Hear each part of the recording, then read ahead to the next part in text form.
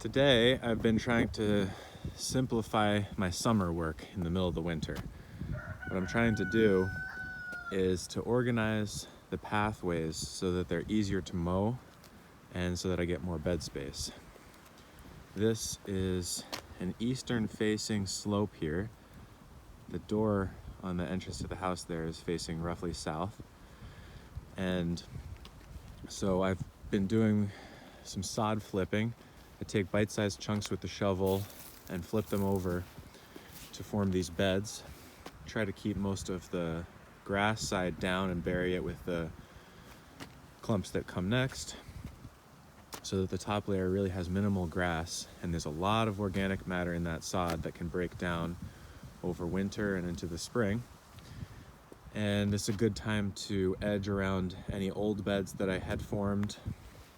The evolution of this space was that I've moved onto the property and planted some random trees, and some of the older ones here started to bear 2 years ago and are bearing pretty well now.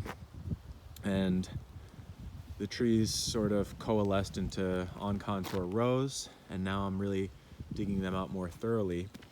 And one thing that we don't always say in permaculture is more edge equals more management. So what I'm trying to do here is to actually minimize the edge in a certain way. If you have sod around in a circle around every tree, mowing is a nightmare. You have all these convoluted high edge ratio shapes that you have to maintain. And so what I'm trying to do is minimize the edge between mowing and mulching. So all of these soil disturbed blocks will just be mulched heavily. That's what the hay bale is about, which is one of my favorite mulch sources because it really will stop the sod from coming back and help it rot. They are hard to move though, which is why I've got the tractor pushing the bale around. And like I said, these blocks will be mulched, and then there'll be some hand weeding and a lot of extra planting to shade the ground out. And the green parts will be mowed, and so that it's just two management strategies. Mowing this whole space with the push mower will be very quick.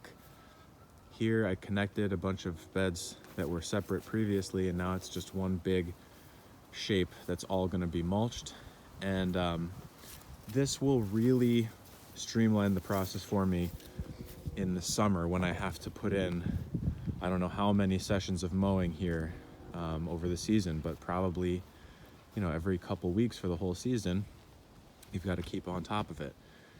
And this area is close enough to the house that it's all zone 1, and I want it to be really nice, accessible gardens.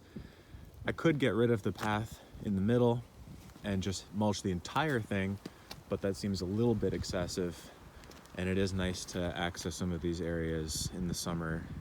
Up by the beehive becomes a nice little cove to kind of hang out, and so I want to keep that. But all of these other areas that you find in the summer are annoying. Whatever is the most annoying place to mow, go and visit that place now in the winter that it looks more simple, and try to simplify the mowing pattern.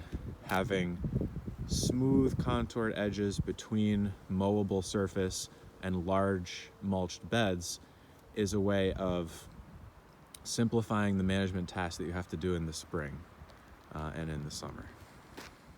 One thing I like to do to make mulching with round bales much easier is you start with it on its side and you work your way down the middle, and you kind of crack apart the layers there. There is some pulling and tugging there that's kind of annoying, but once you get down to a core that you can take out, this is a little bit on the large side, but I can transport this core by hand up into an area that I can't reach with a tractor, or if you don't have a tractor, you can move this around with 2 people or a wheelbarrow or some kind of cart. And the flakes that are left are really awesome. They're pretty easy to move, and they come off like this, and they can be about that big. This one is kind of already shaped such that I could go and put it on a mounded bed.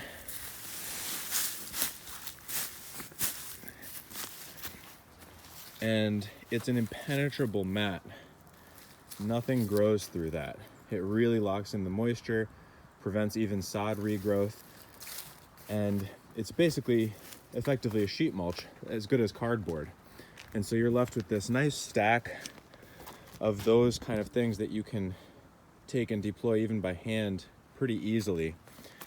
And if you do that beforehand, take the core out, go put that somewhere else, and then all of these you can move by hand, you save yourself a lot of time and a lot of strain, because they're packed so tightly that taking them all apart with the hay fork, you can really find yourself wrenching on your lower back. So this is a little bit of an easier way to get this unpacked.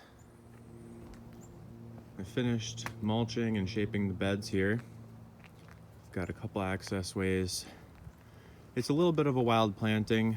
There's dual elderberry, Japanese or Asian pear, black currants, aronia, crabapple, giant sunflower, peaches, lots of different prunus species. This is a hybrid plum.